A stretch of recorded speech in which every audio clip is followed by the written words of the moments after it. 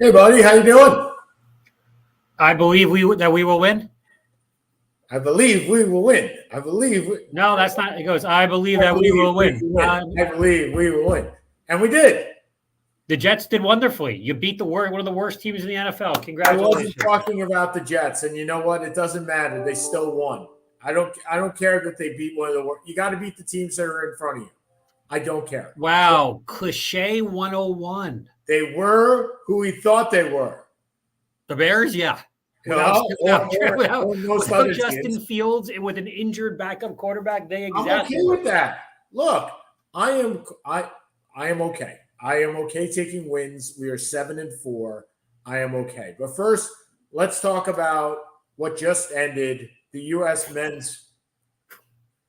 Okay, so there are a couple of things here. Number one, can I please root for a team that doesn't give me a heart attack in the last 30 seconds? Yeah, because you root for all the teams because none of them are ever close enough to meeting anything in the last 30. That's not true, though. The Islanders always are one shot away from losing.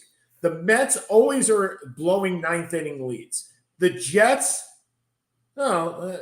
we saw New England. The Knicks? Come on. No. Come on. We saw what happened in New England. Oh, that was the most fun Jets play since the butt fumble. And then we get cardiac Hughes, which is like every game is down to the last. Didn't you guys lose to Colgate or Northeastern or Bryant? We lost to Colgate and Bryant, yes. Jesus Christ. Hey, Colgate's going to win some games. But anyway, so Pulisic scores and basically gives up his body. And now it looked like he busted some ribs. I thought he busted something a little bit lower, but that was his ribs. Okay. But let's talk about that. So let's talk about a couple of things. First of all, I have decided that I don't like the commentary on the World Cup. I thought it was pretty good. I didn't think it was overly biased, so I thought it was pretty good.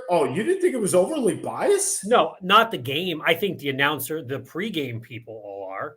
I thought so. During the game, they kept referring to each time. Okay, first of all, when the U.S. scored, after the U.S. scored, it was like every 30 seconds they were saying, well, the U.S. will play this. The U.S. will play then. Right now, the U.S. will. And I was like, you know what? Just let them play. Like, don't assume you're going to win. Don't add up the points and put it on the chart already, which they did several times. They put on as you're under the impression that half of Americans can do math. I don't care. I don't want to see the chart with the presumption that we won. Let us win first before you do it. Okay. I really don't want anybody being referred to as Captain America. Like that. That's been his nickname for years. Has it? Okay. I mean, that's not new. Okay, fair enough. Yeah, I did not know that as a purveyor of soccer. Yeah, no, they've been calling Pulisic that for 3 or 4 years already. Okay. So, then one of my arguments is gone. That's fine. But I really have a hard time with them saying they will play on Saturday. No, they weren't saying they will play. They will say if they hold on, they will play. If Iran scores or however you're supposed to pronounce it, I forget based on the Tyler Adams controversy. Iran, scores, then the U.S. is out. But they didn't say. But they didn't say not as much as they were saying when they advance or they will need this to advance. No, I don't think I'll rewatch it. I don't think I heard that much. Yeah, maybe I'm attuned to it. Maybe I was just paying closer attention to it instead of the actual game, which is true because I didn't. So tell me a little bit about this team. So we talked about this last week and 2 weeks ago, excuse me, and apologies for last week with Thanksgiving. We were not able to host a show, and we'll get into our things that we are thankful for later on. But in the 2 weeks, is this the team? Let's quote Dennis Green again. This is Herm Edwards. Sorry. Is this the team we thought they were? Yeah. This is a team that it's not a typical U.S. sports team, which is why they're really very easy to root for. Absolutely. They're not the redeemed. They're not the basketball teams in the Olympics. They're not. You don't know anybody on these teams unless you're a diehard soccer fan. Right. I mean, these guys do play in the major league, in the big leagues of soccer and La Liga and Serie A in the EPL, but they're not the stars. Right.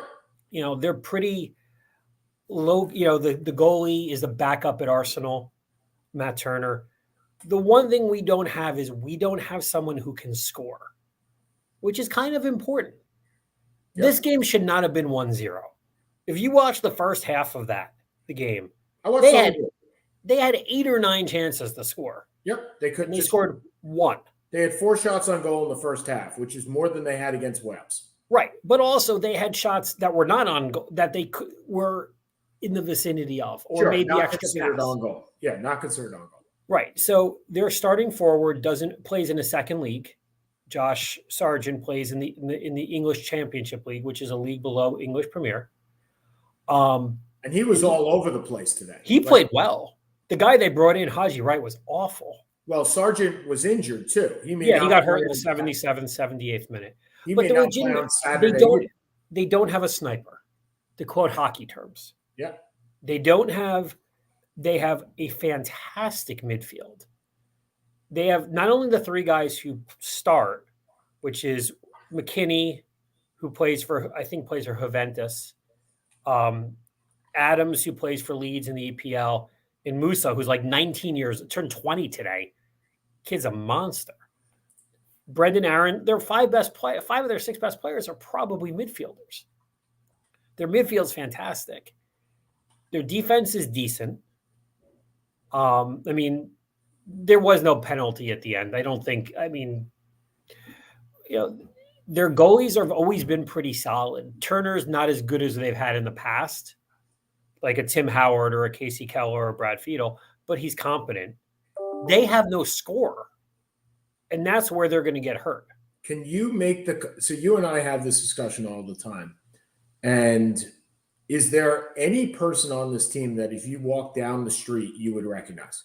Me personally, or most people? Let's say you personally, and then we'll go to most people. Yeah, I'd recognize Pulisic. Okay. I would. So that's 1 out of 11. I would recognize a couple of the guys, but I'm never good on that kind of thing anyway. No, my point is, why do we find this team so easy to root for? Is because they're kind of like the AAA All-Stars, right? We rooted for it when basketball was the college stars. They were very easy to root for in the Olympics. When they sent the second team NBA players to the World Cup or to the FIBA Cup, very easy to root for because you are not the most dominating team in the world, right? You don't have those guys. And right. I would say if you sent the second team NBA players, I think NBA is harder because if you walk down the street and you see a 6'8" guy, you're probably going to say that's a basketball player. But the fact is, I think there are more John Stocktons than there are in this World Cup than there are Michael Jordans. You're not going to recognize your John Stocktons when you walk down the street. But also, to be fair, this is not a sport. This is a support that is peripherally relevant from a professional standpoint in the U.S. Yep. If you go to 25 of these 32 countries, they will recognize pretty much every player on the team. I bet if you go to Iran, they will recognize every player on Iran's team, if not the number 1 guy, the number 2 or number, See, and that's interesting because there's no sport in America where I would recognize every person on the team. No. I wouldn't recognize most of the Mets. You wouldn't recognize people walking down the street. Right. I agree. I couldn't either. But you recognize all the names. You know what teams they play for. Sure. Yep. If it's football, you know what college, or basketball, you know what college they went to. Or I do. You probably would too, for football especially. Yeah. I know how much of a college football expert you are. Oh yeah. I'm a draft expert. I'm not a college football, but I remember them when they went through the draft. I mean, guys like Pulisic went to Germany when he was 16 years old. Yeah. McKinney went. I mean, these guys, when they're good enough, they don't stay here. The one exception is actually Matt Turner, who's kind of like the Kurt Warner. He played in like the level. He's the goalie, right? He's the goalie. He's the goalie. Okay. So he was in like the level 4 USL league 6 years ago, and worked his way up and played in the MLS, and now he's playing at Arsenal, and he's the backup, but Arsenal is one of the 2 or 3 best goalies in the English league.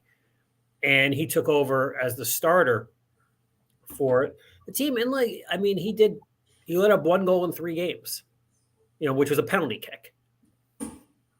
I got to tell you, I was disappointed with the Wales game. I was really disappointed. I think they played very well, and maybe it's just because I'm not used to seeing penalty shots the way that they are. But I was like, again, I hate seeing penalty shots. But that's different. I mean, we're not talking penalty shot to end the game. No, I get that. But I was disappointed in the way that the game was played, because you played a perfect game. They played as perfect a game as they could have in that game. And then for it to come down to a mistake, right? I mean, that's all it was. He didn't intentionally pull him down. Do you want to get rid of penalty kicks? I don't know what I want to get rid of. Like I said, I was disappointed, not necessarily. I know what you want to get rid of. Zach Wilson. Oh, yeah. Well, I don't know.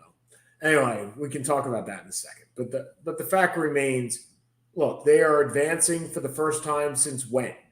I mean, it's been a while. No, they didn't 8 years ago. Remember, 4 years ago, they didn't make the tournament. Right. Then 8 years ago was Landon Donovan. That's right. No, that was even further back, I think. That was 12 years ago. 8 years ago, they lost to Belgium in the round of 16. That's right. Because we watched it, I think, at Mr. Smith's in Times Square. And Tim Howard played out of his mind. You did. I was at work. I was at work. You were at work? I was at work. We were all watching in the boardroom. So tell me this. Give me a preview of the Netherlands. Give me a preview of Saturday's game. So first of all, Saturday's game is at 9 a.m. Eastern time. No, it's at 10 a.m. The pregame is at 9 a.m. Oh, thank you. I'll be on the West Coast, so that means only a 7 a.m. wake up, not a 6 to watch that game. It's not an unwinnable game. Holland has not looked very good. Mm-hmm. To be perfectly honest, they beat Qatar, I think 2-0, 3-0 today. That means nothing. I'm looking up I'm just looking. I know they had 7 points. I forget if they tied. I think they tied Ecuador, but got outplayed by Ecuador. They beat Senegal 2-0. They tied Ecuador. And they didn't play well against Senegal either. Their goalie plays, I believe, is the goalie for Barcelona. But their best player is a guy, Virgil van Dijk, who won Player of the World a couple of years ago for Liverpool, but he hasn't been great for Liverpool the last couple of years. They're not a great Holland team. They're not a team, there's teams you legitimately don't want to touch. Sure. Look, whether they win or not, I'm perfectly fine with the matchup. Is this a successful World Cup for us? No. I have trouble seeing beating out Wales and Iran as a successful World Cup. Okay, so what's a successful World Cup then? Winning this game. So you win this game and then it's success. Well, then, look, you're playing with house money anyway. The goal is you're not a top 5 team in the world. You're not England. You're not France. You're not Spain. Your aspiration is not per se to win the world. Like, your aspiration is to win the World Cup. The practicality of it is, low. So, and the idea is that with the youngest team, this is the youngest team in the World Cup right now by about 3 years, 3 years. The average age is under 24. So if they can, anything you get is kind of gravy. I get that. But to me, this is not an unwinnable. This isn't playing Brazil. This isn't an unwinnable matchup. But the idea really is all of these guys are really kind of preparing for 26. Because by that point, they'll all be in their primes, most likely. And, I think the best player they have hasn't played, which I don't really understand, which is Gio Reyna. Well, will he play now that we have 2 injuries? I don't know.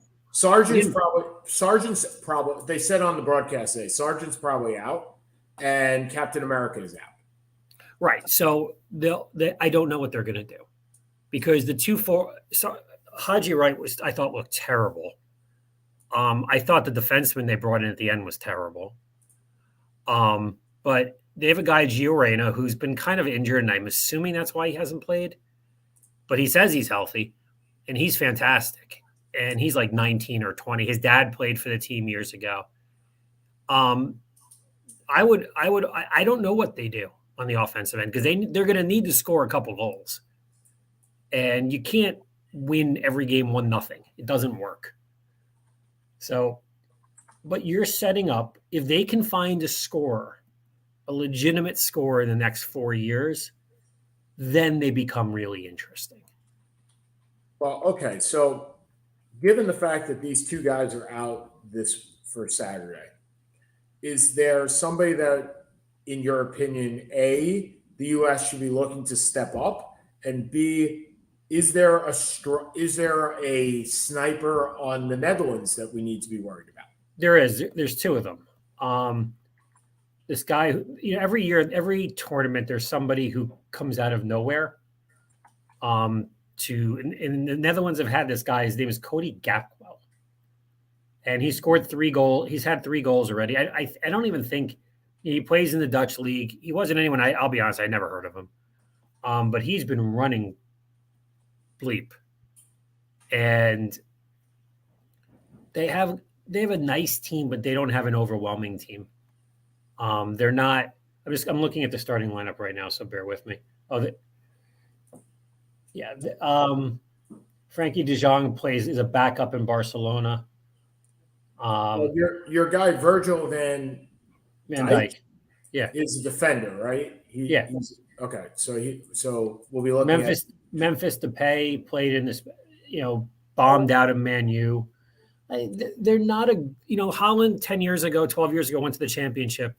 They had some of the greatest teams in the world in the 70s. They just never won a title. This is not a bad matchup for the U.S. at all. Okay, and who should we look to step up for the Americans? Since these are the two guys. If I had to look at the transcript of what was said today during the game, I would say these two guys' names were probably 40% of the names that were said on the telecast, if not more. Sargent and Pulisic. So if it's not those two, somebody's got to take that 40% or not, and then you're all messed up. I think. Look, the best player so far for the World Cup hasn't been Pulisic. It's been Tyler Adams. Yep. Who plays the defense, whom they mentioned a million times. They did. Weston McKennie, who's coming off an injury, he doesn't look like he can play 90, but he plays 60 to 70. My favorite player on the team is Brendan Aronson, who's the one they brought in for Pulisic. What's his name? For Pulisic. He just moves. He's just a motor. I wouldn't mind seeing him push him up front. The only other forward I think I don't think they can play Haji Wright again. So I think the only other forward they have is a guy named Jesus Ferreira, who I don't really have an opinion on. But the two guys we haven't really seen, the guy we haven't seen is Gio Reyna. He's the one I'd love to see them come in. I don't know if they push one of their midfielders up just to have the best 11 players out there, even if somebody's out of position.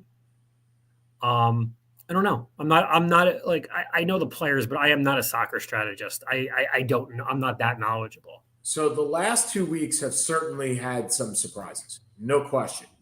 Which is your biggest surprise of the tournament so far? Japan winning, Saudi Arabia winning. Saudi Arabia coming back to beat Argentina is the biggest shock.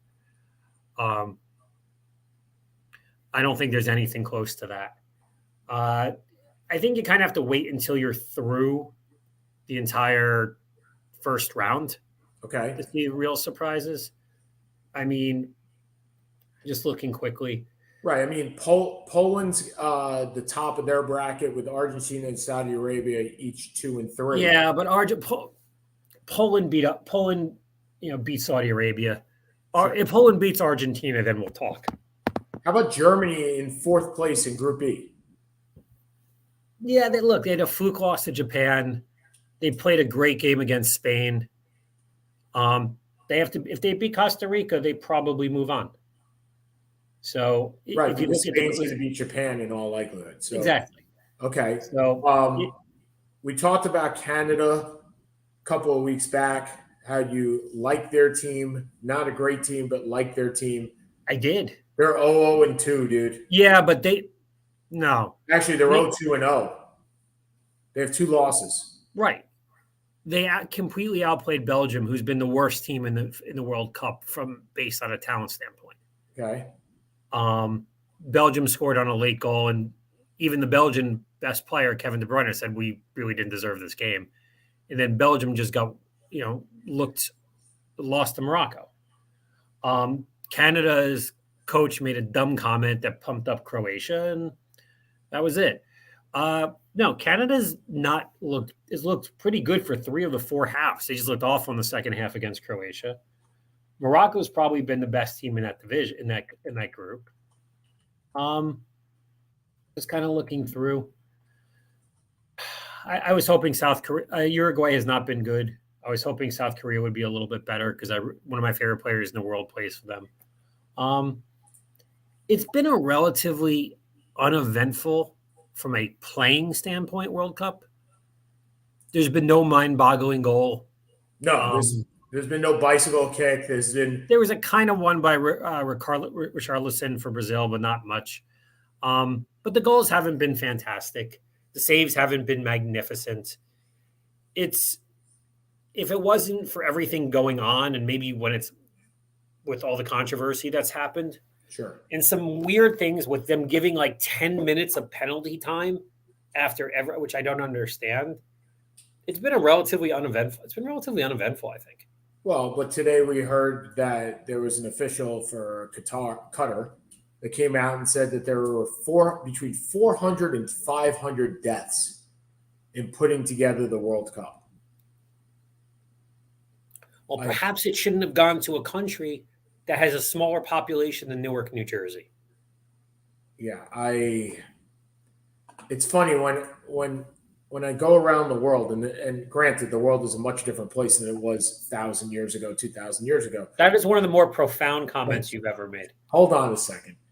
Where there were kings and there were queens and there were empires, and some of the things that were built, I'm always interested in how things are built, not necessarily what is the structure, but how it was built. And one of the things I inquired upon is in the Plaza de Comercio in Lisbon. It's a huge arch. I mean, have you been to Portugal? Yeah, Lisbon. Yeah, Plaza de Comercio, a huge arch. I mean, massive, hundreds of feet tall. And I asked somebody, I go, how the heck did they get that thing up there? Like, how did they pull it up there? And in a word, he went, slaves. That's how they did it. Like, it's not something that we think about anymore. But when you get 400 to 500 deaths, I mean, when you think about how many people died, I mean, look, every construction project has injuries. Some construction projects have deaths. 1, 2, 3. You don't add 2 zeros to the end of that and you're happy with it. I don't know what this does for the future of the World Cup. Seth, I mean, obviously it's not going back to Qatar anytime soon, but does this make it? I mean, I know that there was a whole lot of talk about how this was rigged to begin with and how there were payouts and everything else. That's pretty much been established. Is there more protections against such things now than there were 12 years ago when this was awarded? I don't know. I mean, what they're doing is this. For a lot of the bids, they're not doing it in one country. They're doing it across a region. Right. So not as much has to be set up. Yeah. Or if they're doing it in a town, well, so in 2026, you have Canada, US, Mexico are all running it together. Wait, will Carly let us go to a game? Depends where. Anywhere? Probably. Okay. As long as she can come.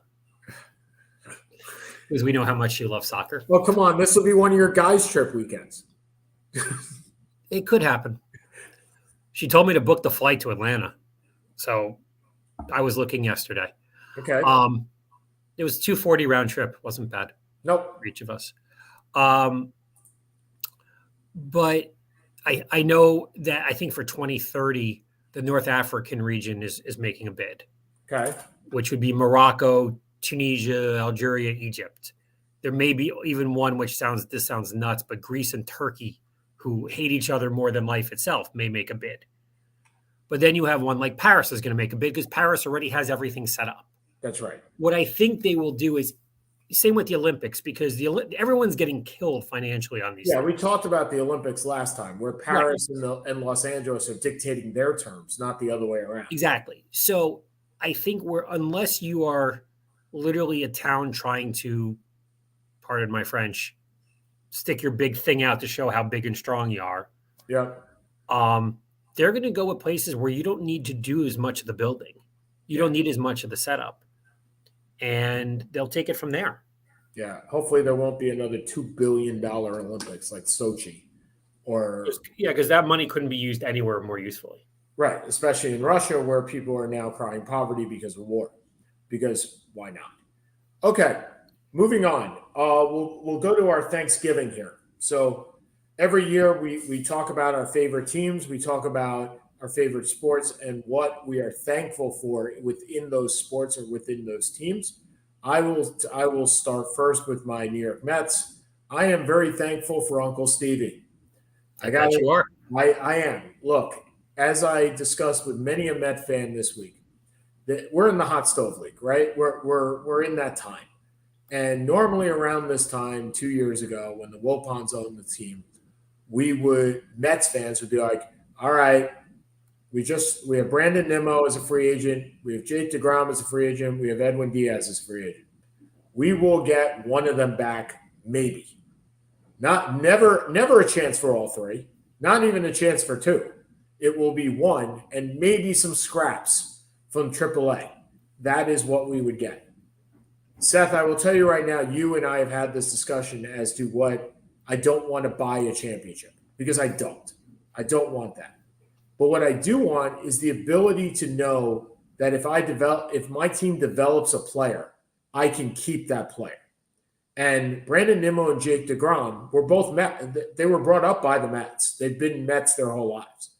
And for me, it is the knowledge knowing that it's not going to be money that is going to allow the Mets to lose these guys. If these guys want to go, they're going to go because they want to go. It's not because the Mets won't be competitive. They may not offer the most, but they certainly won't be competitive.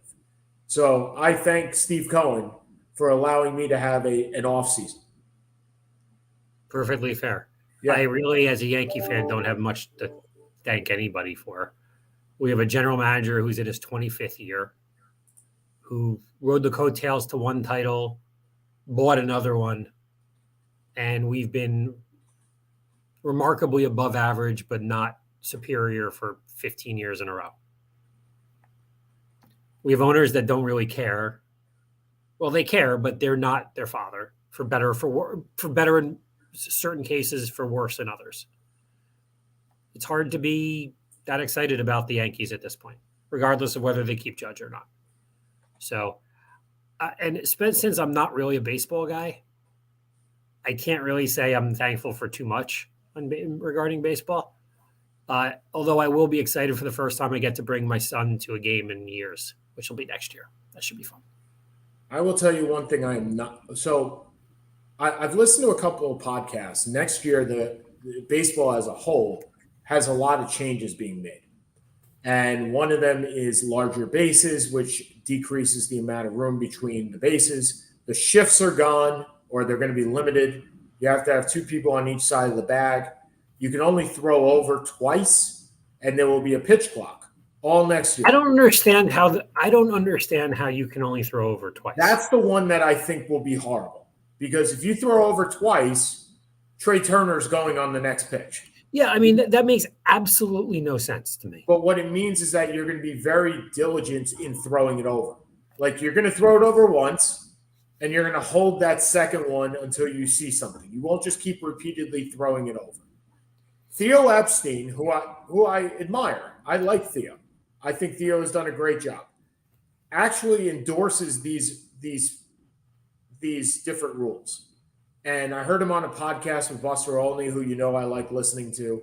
And he says, look, it's a 1-year change. We'll see if it works. And if it doesn't work, we'll stop. Like, he's in charge of that. So I'm interested to see how the pitch clock works. He says in the minor leagues, it shaves off about 25 minutes of game time. That's impressive. If you can shave off that one, I don't mind. If you can shave off 25 minutes, I'm good, right? I think the shift, I love the fact that the shift is going away, even though, as my brother would say, learn to hit it to the opposite field or lay down a bunt. I wish somebody would have done that. The bases I don't see really as a big issue. And you're right, the throws over, I'm kind of interested in seeing where that goes. Okay. Your favorite team in basketball, who I'm not exactly sure what that team is anymore, but let's call it the Nets. I love the fact that you may not be thankful for very much this year, and I finally will. So, are you thankful for Ben Simmons? Are you thankful for Kevin Durant? Are you thankful for Jock Vaughn? Are you thankful for Sean Marks? I'm thankful for Kevin Huerter. There you go. I'm thankful that my Kings are finally relevant. Your Kings. He's gone from the Nets to the Bucks to the Jazz to the Nets to the Kings. Well, wait. The Nets are my team. I know.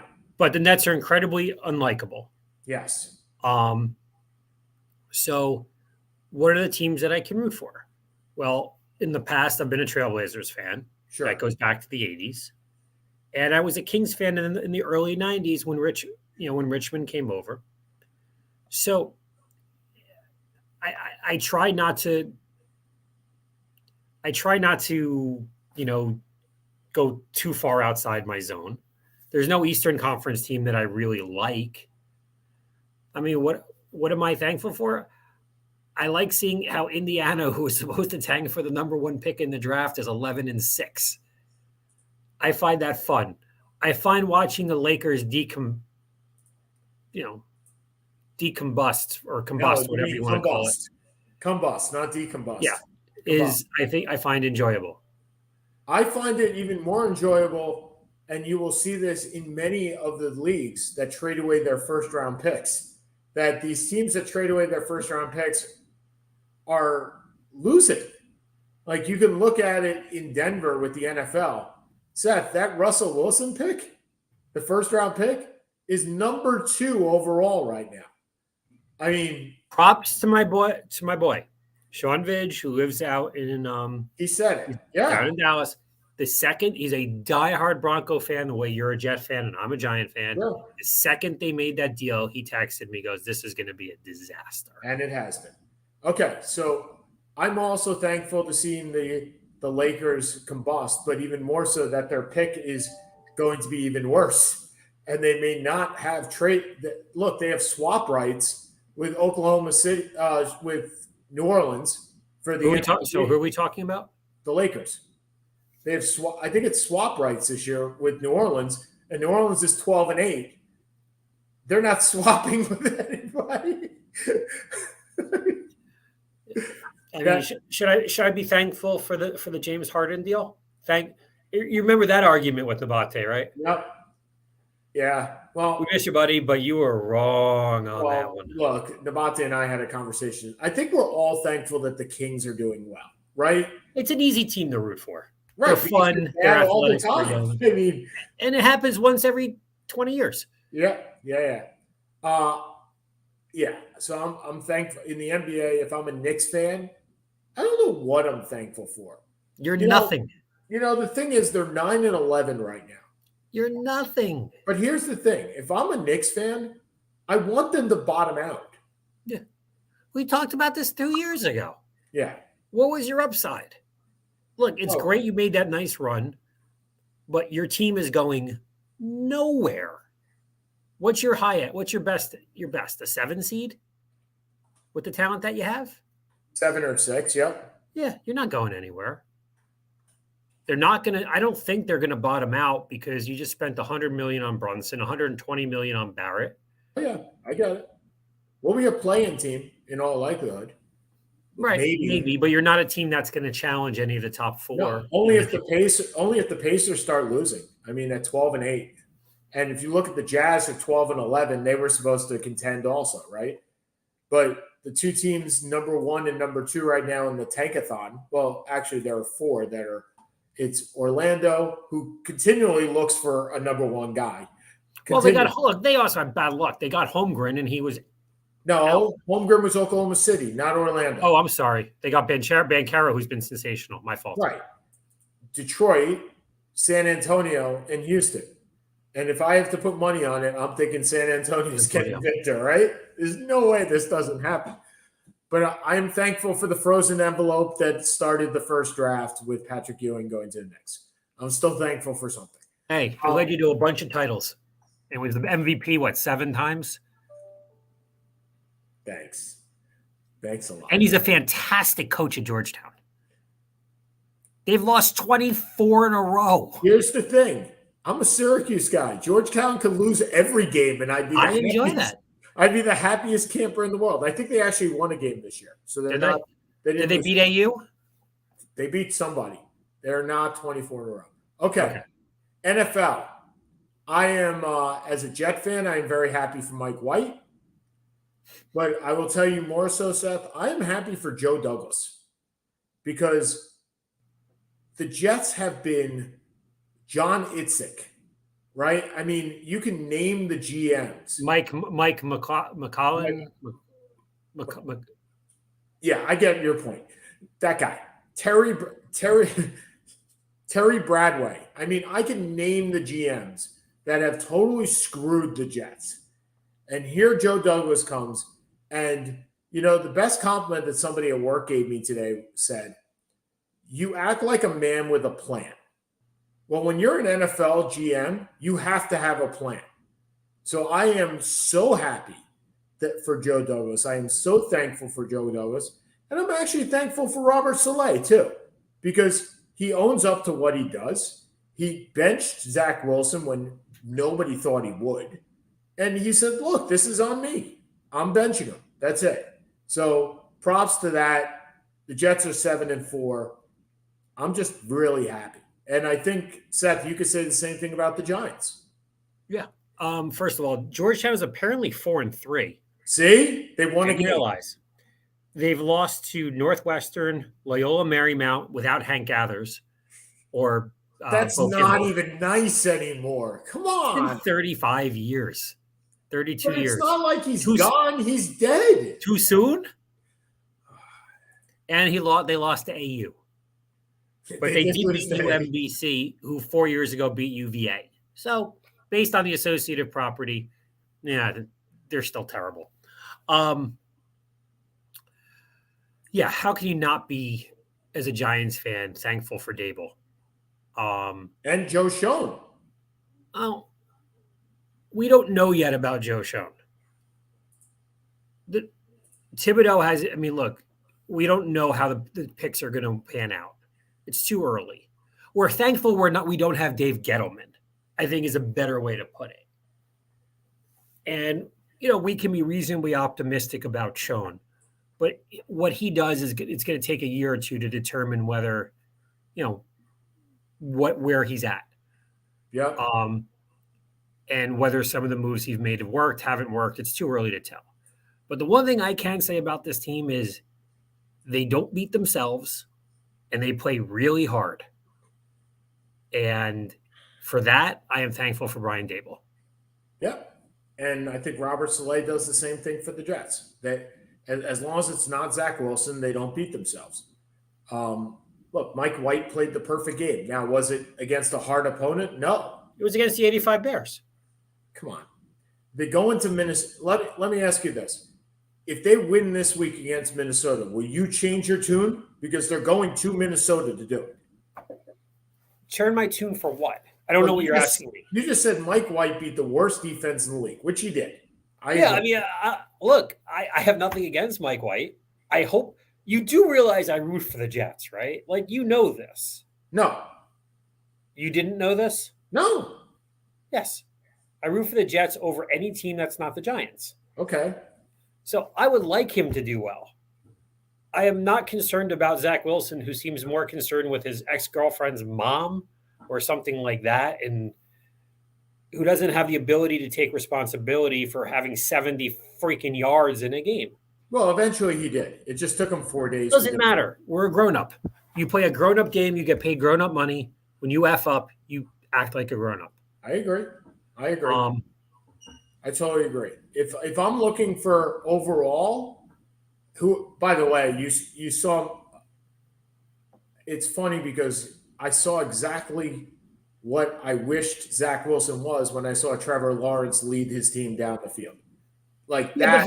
But he was never supposed to be Trevor No, Lawrence. I understand that. But remember, we couldn't be bad enough to get the number 1 pick. We had to get the number 2 pick, right? I mean, yeah. Right? So, okay. So if I am thankful for something in the NFL, I am thankful for, quite frankly, all the women that came forward against Deshaun Watson, which put that back on the spotlight because it was something that needed to be done. I am thankful for Roger Goodell showing some kuyans and actually making an 11-game suspension, which should have been a lot longer, but it was what it was. And look, I'm thankful that we, as a society, have actually nobody's died on a football field yet. Like Seth, you and I may be thankful for that every year because we say it every year that this will inevitably happen. And for every year that it doesn't, we still have football. Once that happens, Seth, I don't know how that's going to work, but it's not going to change anything. That's unfortunate. What do you think changes? I know. Do you think the game stop? You think Teddy Roosevelt's coming back and going to try and outlaw it? No, he's dead. Like Hank Gathers. Like Hank Gathers.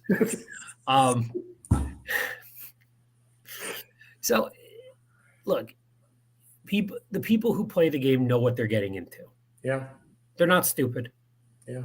And this is the risk they take for multi-generational wealth and for doing something that they love. By the way, I am also thankful for the people in our fantasy league, including the Bate Isles, who once again seems to not understand the value of trading. So, but we can talk about that later. But because he turned down Debo for Dak? He turned down Debo for Dak, and the reason he turned it down was we won't protect Debo, supposedly. That was the reason. That's what he told you? Yep. Say that flat out. So I guess we'll see. Okay.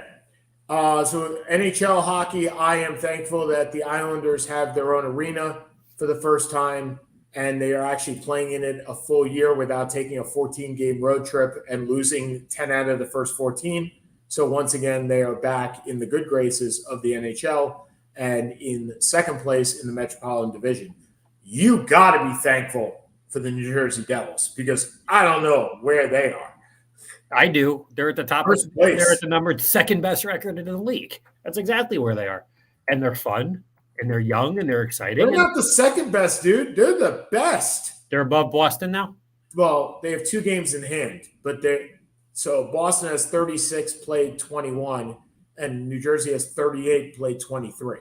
So they have 2 games in hand, but they are 10-1-0 away from wherever they play in Newark. And next to the best Portuguese restaurants outside of Lisbon. They are 9-1-0 in their last 10. They have They're freaking night. They had a 13-game winning streak. They're 19-4. They have 36 games. They are a plus-minus differential of 36. 36. When this team didn't even have a goalie until like 3 weeks before the season started. 36. Well, look, I thought this was a little earlier than anticipated. I think we talked about in the preview. I thought they could make the playoffs. Yep. I am not going to be saying I thought they'd be anywhere near this. Well, they have. Look, if you look at the Devils, yes, they're one season ahead. You're right of where they should be, right? But what they have is just, if you're making a team, they have exactly what you need. Yeah. They have a top flight center in Jack Hughes. They have a second center in Nico Hersher. They have a couple of really good wingers. They have a top flight defenseman in Dougie Hamilton, even though he's overpaid, but still a top flight. And they're getting great goaltending. And that's what it takes to win in the NHL. It's very simple. I cannot believe for the life of me that Vanacek is 11-2 with a 92% save percentage. That's the most boggling thing of all. But goalies come up and down all the time. So we'll see if he can last the whole year. He's actually never done it for a full year. Right. So, but the expectation is, look, going into the season, if you were a Devils fan, would you be happy with a 5 or 6? Well, absolutely. The same way you would be for a Jets fan and a Giants fan, right? Look, overall, is it possible that New York sports is in their best place they've been in the last half century? Half century? Sure. Let's go 50 years. Maybe 1969? Well, no. 69. No, wait a minute. 69, you had the Jets, the Mets, and the Knicks in some version of an 18-month span. You had the Yankees in last place. The Mets won the World Series. I understand, but what I'm saying is every team but the Knicks right now in the metropolitan area, and even the Knicks are qualifying for the playoffs, are good. Are relevant. I won't say they're okay. Good. They're relevant. They're all playoff worthy right now. Are the Rangers? The Rangers, I thought, were just outside the playoff spot. The Rangers are 24 points. The playoff spot is 20. But here's your problem, though. Let's go through these teams. Yep. How many of them are legitimate threats to do something? By the way, 1969 is more than 50 years ago. Thank you. No, I'm just saying. Well, that was fine. 1973. The Mets go to the Game 7 of this World Series against the Knicks win the title. But if you want to talk the Mets in 73, they didn't deserve to be there either. No, they were 83 and 79. No, but my point is, you just said, are they championship quality teams? The Mets really weren't a championship quality team. But getting out of baseball in the 1973 playoffs is very different than going through a 2-month gauntlet now. Agreed. You beat one division, you beat one team in the playoffs. Agreed. So that's why I'm saying maybe the Mets today are better than the Mets then. Probably are. Okay, so you had the Mets that made the playoffs. You had the Mets. You have the Mets have made the playoffs. You have the Yankees have made the playoffs. You have the Islanders are going to make them. The Devils are going to make them. The Rangers probably will. The Giants and Jets are both in a situation where they can make the playoffs. And the Knicks, maybe not. And the Nets should be. Name one team that has a chance to win the championship out of those. Probably the Devils have the best chance to win the championship. No, all those teams. Probably the Mets do. Or the Mets. Okay. So, I mean, they're back from being off the freaking, plantation or whatever word you want to use. Sure. Okay. So I apologize. Off the beaten path. They've been irrelevant for the last 5 to 7 years. They're now relevant, but they're not. They're not a threat. Any of these. No, I guess where I started was, I'm thankful that this may be the best of all the teams combined that we have ever seen. We're 46 years old. So at any one time in the last 46 years, has New York sports have more, let's say, quality teams? Well, let's think about this a little bit. 86 would be the Yankees suck. You have the Mets. You have the Jets are 10-6. The Giants. I was thinking more around 99, 2000.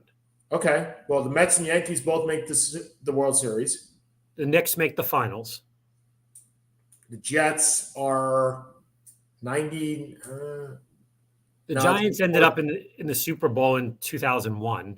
Right. So, I mean, they're peripherally relevant. Okay. The Devils won a championship in 99. The Islanders are not relevant at all. Islanders are not relevant. The Rangers, I don't remember, to be perfectly honest. But you had more high end. Yep. Yeah, that's probably true. we would much rather have 2 or 3 high-end New York teams and the rest stink than have 7 nice teams that aren't going anywhere. Jets in 2000. I couldn't be happier for Jets fans. I couldn't be happier for Giants fans. The last 10 years have been brutal. No, I'm not just talking NFL though. I'm really happy for Devils fans. Last look, 10 years have been brutal. Right, but you'll never get me saying I'm really happy for Ranger fans. That will never ever happen. No, look, the one thing that there is unquestioned is the biggest rivalry within New York is Rangers Islanders, and there's nothing close.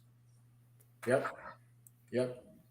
And it's interesting when people say Mets Yankees. And I apologize for using the word plantation. It wasn't meant in any negative capacity. Sorry. And the funny thing is, I was going to say reservation, and that's just as bad. That's just as bad. We're not going to say that either. So, glad I could throw myself under the bus for you. Thank you so much. I appreciate that. Okay, so overall, though, in the last week, we have to talk about this. Deshaun Watson comes back today or yesterday, actually, right? The Browns, I believe, are 4-7 right now, right? 4-7, 5-7. I think they're 4-7. 4-7. 4-7 with an outside chance of making the playoffs, a really outside chance, but they have one. Is he going to matter? Is it going to matter? They're 13th overall, by the way, right now. The Jets are in the last overall. The Jets are in the last playoff spot at 7-4. The Browns hold a tiebreaker over Pittsburgh. That is who they hold the tiebreaker over. Congrats on that. Does it matter? Is he going to be? Is it relevant to this year at all, other than the fact that he plays? Probably not. As you said, they're 3 games out of the playoffs. Yep. So you would need to win all 5 games. 6 games. 6 games. 6 games. 10-7 would do it. 9-8 may do it. I don't think they do. The divisions. Let's see what their schedule is. I'm looking at it right now. At Houston, probably a win. Which is ironic that he comes back at Houston, by the way. Of course. At Cincinnati, probably a loss. Home against Baltimore. Depends what Baltimore we see, but if we see the last Baltimore is too hard to guess. Home against New Orleans, win. At the Commanders, win. Possible win. And at Pittsburgh, win. They could go 5-1. Yeah. But the problem is Jacoby Brissett hasn't been the problem. Yeah, it's been their defense the entire time. Yeah, their defense hasn't been good. And, I mean, look, their offense has been pretty solid, although Kareem Hunt has done nothing this year. They really should have traded him at the break. At the deadline. Yep. But I don't find it particularly classy that, and I was going to bring this up in the last 5 minutes, he invited all 25 accusers to the football game on Thursday. Excuse me?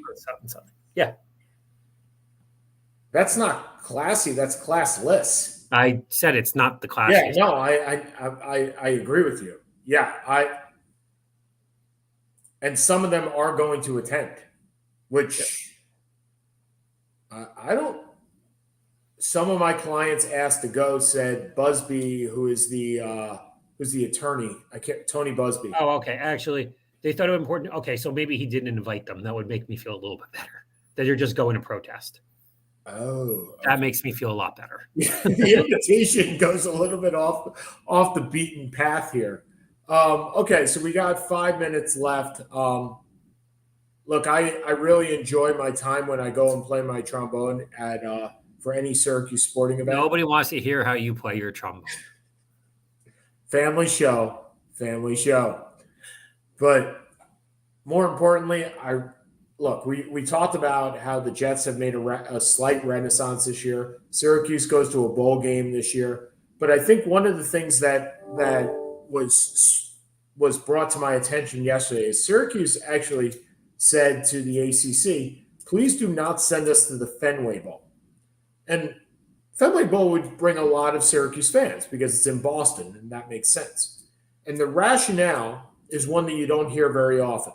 It's too early in the year, and we don't want our students skipping class because the Fenway Bowl is on the 17th of December. So you'd have to practice the week before. Now, if it was the Rose Bowl on the 17th, I'm not exactly sure they wouldn't say, okay, count us out of that. But it's good to know my university at least thinks a little bit about academics at the same time that they think about athletics.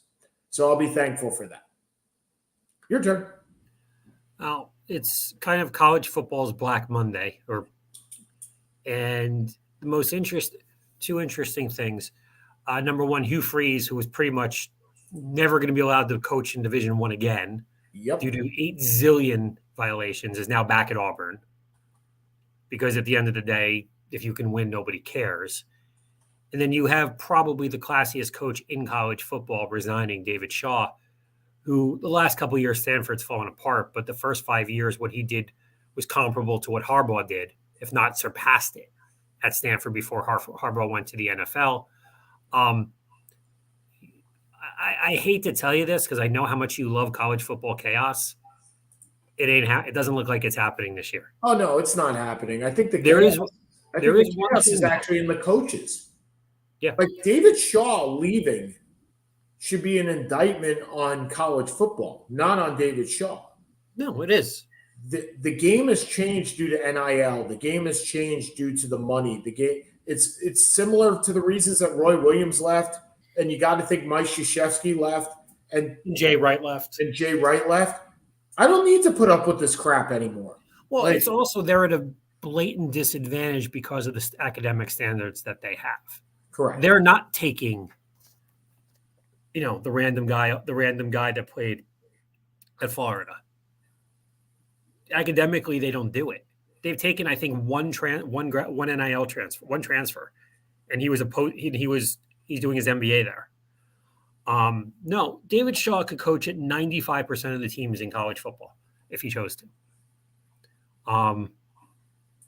His problem, out of what I understand, was he was just too loyal to his coaches and they got complacent. But he's a fantastic coach. It just seems like an incredible guy, and I wish him the best. Yeah.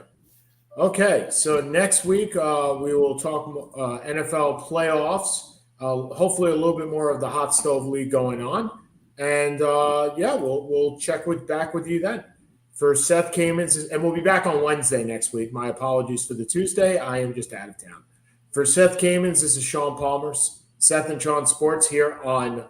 Did you just pluralize your name? Did you say Sean Palmer's? No, I don't think so. I hope not. Seth and Sean Sports here on StreamYard, and we'll check with you next week. Have a good week, everybody. See ya. Bye-bye.